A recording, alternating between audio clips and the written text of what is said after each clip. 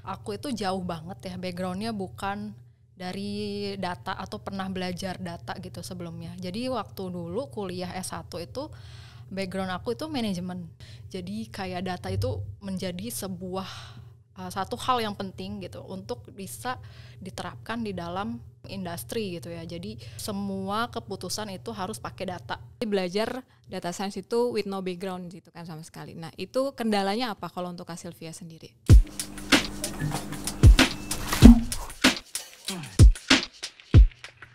Halo generasi pintar digital, kembali lagi di Purwadika Podcast bersama aku Abigail, dan kali ini kita kedatangan salah satu alumni Job Connector Data Science and Machine Learning, yaitu Kak Sylvia. Nah, Kak Sylvia ini sekarang udah bekerja sebagai Growth Analyst di salah satu dekakorn dari Indonesia, yaitu Gojek. Hari ini kita punya kesempatan nih untuk ngobrol-ngobrol bareng beliau tentang gimana sih perjalanan karirnya sampai bisa menjadi seorang Growth Analyst di Gojek. Oke, yuk langsung aja kita ngobrol bareng Kak Sylvia. Halo Kak Sylvia. Halo Abigail. Oke Kak, sebelum kita ke pertanyaan ini aku mau nanya, berarti Kak Sylvia sekarang masih full WFH atau udah full WFO? Oke, jadi sekarang aku hybrid sih, bisa WFH, bisa WFO, atau bisa dibilang WFA, work from anywhere gitu. Oh, jadinya ya terserah kita sih mau kerjanya di rumah atau di kantor. Oh, berarti se-fleksibelnya Kak Sylvia aja ya. Oke Kak, pertanyaan pertama nih, sebelum terjun ke dunia data science, which is sekarang kan jadi growth analyst di Gojek, itu backgroundnya Kak Sylvia apa? Oke, jadi sebenarnya aku itu jauh banget ya, background-nya bukan dari data atau pernah belajar data gitu sebelumnya. Jadi waktu dulu kuliah S1 itu background aku itu manajemen. Jadi lebih banyak belajar tentang bisnis, tentang operasional suatu perusahaan seperti apa, belajar dari bisnis dari segi finance, marketing, operation, sampai HR gitu ya. Tapi nggak pernah belajar yang berkaitan dengan IT ataupun programming seperti yang ada di data science. Jadi jauh banget berbeda. Oke, berarti kita mundur sedikit nih. Kan tadi kan berarti berbeda jauh banget nih backgroundnya sama dunia data science. Nah, apa sih yang membuat Kak Sylvia tuh akhirnya memutuskan, oh gue mau terjun nih ke dunia data science, dan apa yang membuat Kak Sylvia tuh tertarik sama data science? Oke, jadi kalau misalnya ditanya kenapa tertarik, itu sebenarnya sebuah perjalanan yang panjang sih. Jadi kan aku lulus S1 terus bekerja sesuai dengan jurusan yang aku sebelumnya, yaitu manajemen. Jadi lebih banyak berkaitan dengan project management gitu ya. Nah, di sini aku dulu bekerja di pemerintahan. Jadi lebih banyak pekerjaan aku itu berkaitan dengan project management, di mana berkaitan dengan culture and arts. Nah, tapi ini sama sekali nggak ada hubungannya dengan data gitu ya. Dan kenapa aku bisa tertarik di dunia data? Karena aku ngelihat waktu itu di kantor aku sendiri pun udah banyak memakai untuk making a decision tuh pakai data banget. Jadi kayak data itu menjadi sebuah satu hal yang penting gitu untuk bisa diterapkan di dalam industri gitu ya. Jadi semua keputusan itu harus pakai data. Jadi data driven, dan aku ngelihat dari semua industri pun semuanya udah shifting ke digital gitu. Jadi kan kalau udah dilihat semakin kesini tuh semuanya udah pakai data. Jadi aku ngelihat itu potensi besar banget sih buat belajar data, dan pastinya lagi high demand gitu kan. Nah, aku jadinya mau mencoba nih belajar skill baru, yaitu berkaitan dengan data gitu. Oke, berarti intinya kayak ada istilah namanya juga data is the new oil gitu ya. Yeah. Nah, ngomong-ngomong tentang istilah nih, mungkin Kak Sylvia juga pernah dengar waktu itu atau hari-hari ini gitu, data scientist itu dijulukin sebagai the sexiest job of 21st century. Nah, menurut Kak Sylvia yang sekarang lagi berkecimpung di dunia data science, apakah hal itu masih berlaku atau enggak sih? Sebenarnya kalau dibilang the sexiest, itu depends on di organization ataupun di company-nya gitu ya. Karena the sexiest itu kan menurut aku kayak berarti data science itu adalah suatu alat yang digunakan untuk mengambil keputusan besar gitu ya di dalam suatu company itu. Tapi kalau aku bilang untuk saat ini, kalau di Indonesia sendiri ya, karena di Indonesia sendiri masih banyak perusahaan-perusahaan yang nggak perlu pakai seorang data scientist. Tapi kalau misalnya dilihat secara overall, secara seluruh dunia gitu ya. Data scientist itu sangat-sangat menjanjikan karena emang lagi high demand banget. Karena sekarang kan data driven ya semuanya. Jadi kalau bisa dibilang masih masuk top 3 lah ya, top 3 buat industri saat ini. Jadi untuk demand-nya itu tinggi, tapi buat the sexiest kayaknya belum tentu gitu. Buat ngambil keputusan ya. Oke, berarti intinya data science itu bidang yang maksudnya sekarang tuh high demand banget lah Ya, gitu. high That's demand. why itu mungkin salah satu kenapa Kak Sylvia shifting karir ke sana mungkin. Ya, betul. Oke, nah ngomongin tentang shifting karir nih sekarang. Pasti kan kalau kita ya sebagai kayak yang udah berkarir gitu, untuk mau shifting karir itu pasti kayak banyak pertimbangan lah gitu.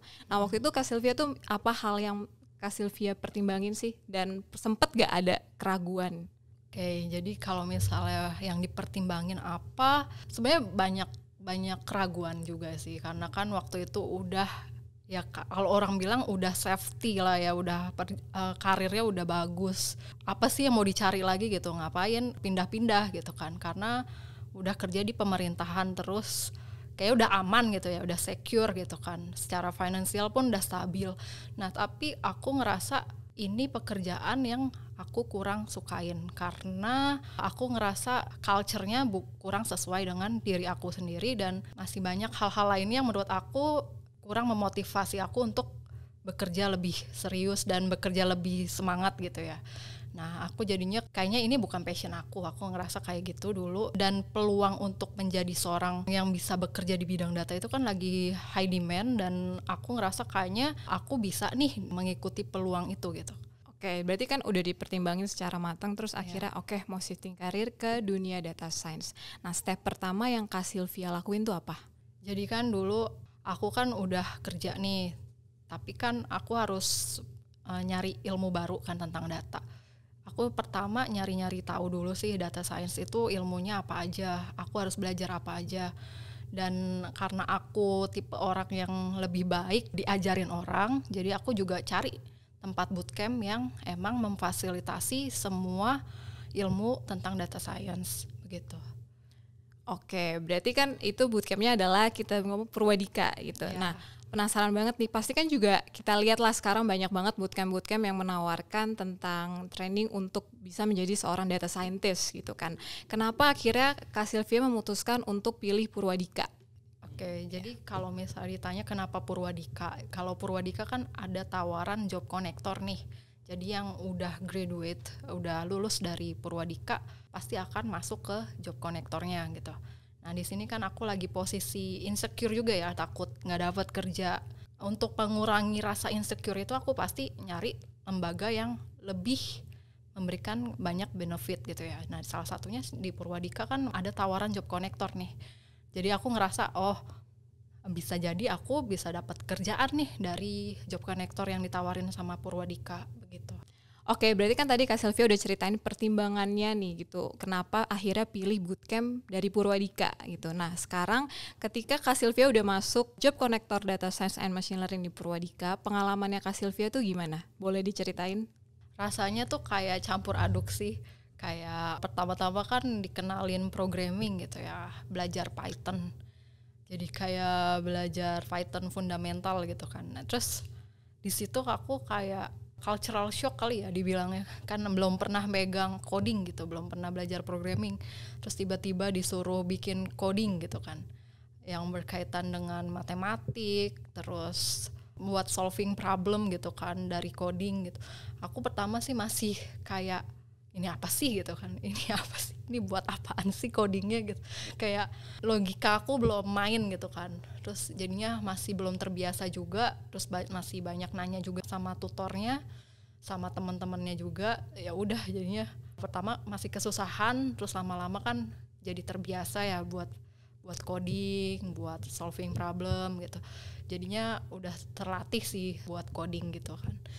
Terus pertama itu, terus yang kedua kan udah mulai menganalisa data nih, udah mengambil data, raw data, terus dianalisis sampai akhirnya kita menganalisa dari seperti seorang data analis gitu kan.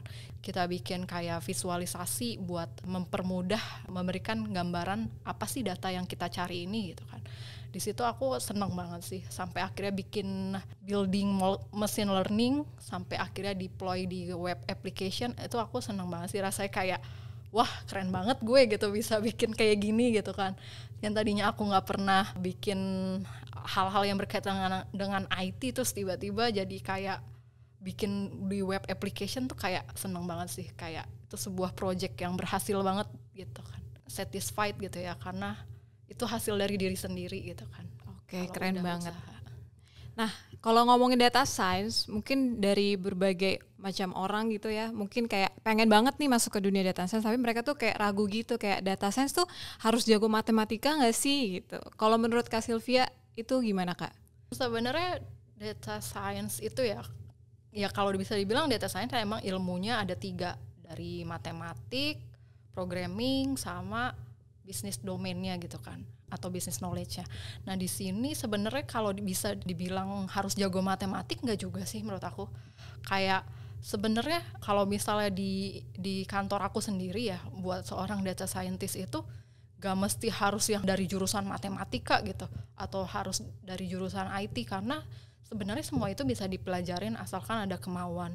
Jadi menurut aku sih nggak mesti harus pinter matematika. Kalau waktu itu Kak Sylvia kan berarti belajar data science itu with no background gitu kan sama sekali. Nah itu kendalanya apa kalau untuk Kak Sylvia sendiri? Kalau kendalanya mungkin melatih logic skill aja sih buat belajar codingnya itu. Kayak analytical thinkingnya itu sih buat jawab suatu permasalahan dengan coding yang kita buat gitu.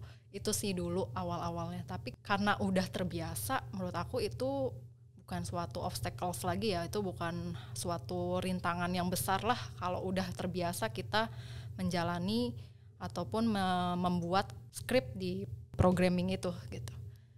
Jadi buat aku sih kayak gitu. Berarti kayak awalnya mungkin kayak kaget ini apa gitu, tapi lama-lama kan beradaptasi jadinya malah bisa gitu ya, kan. Betul. Oke, berarti sekarang kita masuk ke profesi sekarang yang lagi digeluti sama Kak Sylvia nih, yaitu growth analyst di Gojek. Bisa diceritain nggak Kak? Maksudnya seorang growth analyst tuh ngapain aja sih, dan day to day-nya tuh gambaran besarnya tuh seperti apa sih? Gojek kan udah pada tahu kan, udah merger sama Tokopedia. Nah kemarin itu pas banget nih, udah go public, udah masuk ke bursa saham gitu kan. Nah sebenarnya Gojek itu sama Tokopedia, jadi kan aku kan di Gojek sebenarnya, tapi pekerjaan aku itu juga ada kaitannya sama Tokopedia. Kan Gojek sama Tokopedia ada bagian yang merger ya. Nah salah satunya financial services-nya. Nah aku di bagian financial services-nya buat Gojek dan Tokopedia, jadi GoTo Financial. Nah kalau misalnya day to day-nya, aku biasanya tuh bikin campaign. Ini sebenarnya pekerjaan dari tim marketing. Tim marketing kan pasti buat melakukan promotion, melakukan campaign, itu kan pasti membutuhkan data. Nah, jadi tim marketing biasanya request ke tim aku, tim growth, buat melakukan campaign di aplikasi Gojek ataupun di aplikasi Tokopedia. Nah, biasanya campaign itu yang berkaitan untuk misalnya meningkatkan sales atau brand awareness. Nah, itu kan pasti semuanya membutuhkan data. Nah, biasanya aku membantu tim marketing untuk mencari data-data konsumen untuk bisa menyesuaikan dengan objektif dari tim marketing. Jadi seperti itu.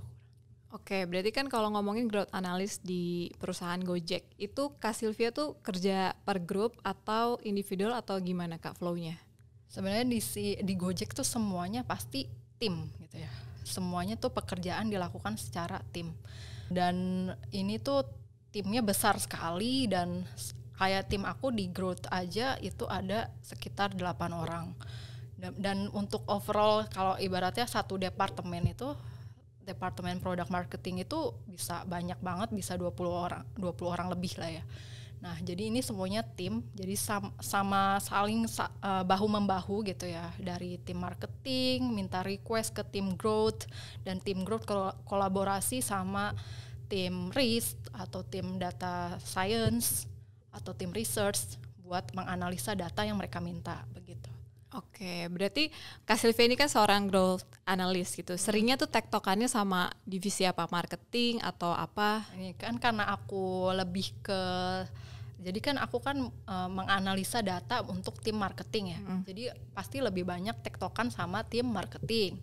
Tapi juga banyak kolaborasi sama tim research, sama tim data science, sama tim risk buat mengurangi resiko-resiko dari financial tersebut gitu.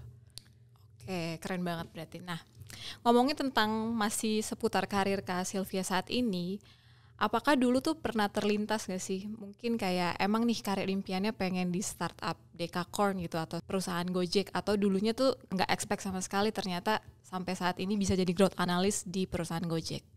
Oke, jadi kalau misalnya ditanya karir aspirasi, dulu tuh aku kayak gak yang nyari buat kerja tuh buat sekedar nyari uang aja gitu. Tapi aku lebih milih lingkungan kerja yang nyaman. Bagaimana aku bisa kerja tapi ngerasa nyaman di suatu lingkungan tersebut. Jadi nggak semata-mata kerja itu buat nyari uang, dan aku belum nemuin itu di perusahaan aku sebelumnya gitu kan. Nah jadi aku ngerasa di Gojek itu, aku sebenarnya emang impian aku sih bekerja di Gojek, karena aku kan udah nyari tahu ya Gojek itu culture-nya asik banget gitu. Maksud aku culture asik itu, pertama Gojek itu sangat-sangat memperhatikan welfare-nya karyawannya. Jadi semua karyawan itu pasti diperhatiin dari kenyamanannya. Dan di Gojek itu sendiri yang aku salut tuh sebulan sekali gitu ya. Sebulan sekali pasti ada di mana hari kita nggak boleh meeting sama sekali, kita nggak boleh kerja sama sekali. Kayak mereka tuh benar-benar memperhatikan mental health kita gitu loh. Kayak kita kan pasti kan kerja terus gitu kan, karena setiap hari kan kita pasti meeting terus, adalah pekerjaan-pekerjaan yang sangat-sangat membuat kita sibuk gitu. Jadi di Gojek itu pun diperhatiin seperti itu, sedetail itu, dan semuanya itu kayak bisa dibilang the sense of family-nya tuh besar banget di Gojek gitu. Karena dari itu pokoknya karyawannya diperhatiin banget, dan lingkungan kerjanya pun enak banget gitu. Kayak orang-orangnya tuh nggak tahu kenapa asik banget gitu ya, kayak satu-satu tuh semua orang tuh bener-bener perhatian banget. Kayak misalnya kita tuh nggak ngerti pasti dikasih jawaban yang asik banget, yang bisa kita tuh jadi langsung ngerti. Kayak, dan mereka bilang there's no dumb question gitu, nggak ada pertanyaan yang bodoh, kalian tuh bisa tanya apapun itu kalau emang nggak ngerti gitu. Jadi kayak orang-orangnya pun asik, dan semua fasilitas ada, fasilitas dari keuangan, fasilitas untuk asuransi dan lain-lain, kesehatan itu tuh juga diperhatiin banget di Gojek. Jadi kayak ya aku ngerasa ini apa ya, impian aku banget, dan ternyata bener banget masuk di Gojek tuh emang asik banget sih gitu. Oke, keren. Nah, waktu itu berarti kita mungkin mundur sedikit gitu kan, waktu sebelum Kak Sylvia tuh apply ke Gojek, itu tahap-tahapnya tuh apa aja sih? Dan berapa lama sampai akhirnya day one kerja? Oke, jadi kalau di Gojek tuh tahapnya pertama kan kirim CV dulu, pastikan kirim CV, terus pastikan difilter nih CV-nya sama si orang HR-nya. Nah, nanti abis itu kalau udah terpilih CV-nya, dari screening CV tersebut pastikan dihubungin sama orang HR. Nah, jadi tahap pertama ada interview sama HR. Nah, kalau udah lolos interview HR, biasanya ada technical test buat bidang yang kita apply. Kalau aku kan growth analyst ya, jadi kayak ada technical test buat kayak data-data gitu. Bagaimana menganalisa data tersebut menjadi data yang bisa memberikan insight yang bagus nih buat menyelesaikan bisnis gitu. Nah, di situ ada technical test, terus abis itu ada interview user. Interview usernya 2 kali. Jadi kurang lebih tahapannya ada sekitar 2 bulanan. 2 bulanan. Oke, nah berarti menurut Kak Sylvia nih, mungkin kita ngomongin tentang yang di bidang data science dulu. Apa sih yang paling mereka lihat gitu sampai akhirnya Kak Sylvia bisa masuk menjadi salah satu bagian dari tim Gojek? Apakah skillnya atau mungkin apa? Kalau yang aku lihat ya, kalau Gojek sendiri kan karena culture-nya yang aku bilang itu enak banget ya. Jadi mereka itu beneran gak gimana ya. Sebenarnya kalau aku ngambil dari 3 pilarnya Gojek itu kan speed, innovation, sama social impact. Nah, di sini bisa dibilang Gojek itu Gojek itu masuk loh GoTo itu masuk ke 100 perusahaan yang paling berpengaruh di dunia. Nah ini kan karena mereka itu memberikan dampak sosial yang sangat besar. Di Indonesia sendiri aja Gojek itu bisa memberikan lapangan pekerjaan yang sangat besar buat banyak orang gitu kan. Jadi banyak banget mitra driver gitu kan yang bisa ketolong gitu kan dari aplikasi Gojek ini sendiri. Nah jadi Gojek itu sebenarnya ingin banget punya karyawan yang punya 3 hal itu, speed, innovation, dan juga social impact. Jadi karyawan itu harus communication-nya juga bagus sih, communication-nya bagus, technical skill-nya juga bagus, sama bisa memberikan dampak positif nih buat masyarakat gitu. Dan satu hal yang paling penting di Gojek sendiri, seneng banget ngelihat karyawannya itu mau belajar, jadi willingness to learn gitu ya, kayak nggak apa-apa, belum ngerti, nggak apa-apa, belum bisa, tapi ada kemauan besar nih buat belajar, buat berubah menjadi yang lebih baik. Itu sangat diperhatiin sih dari Gojek. Yang penting ada kemauan besar buat belajar, itu aja sih. Yang penting mau belajar gitu kan. Yeah. Oke.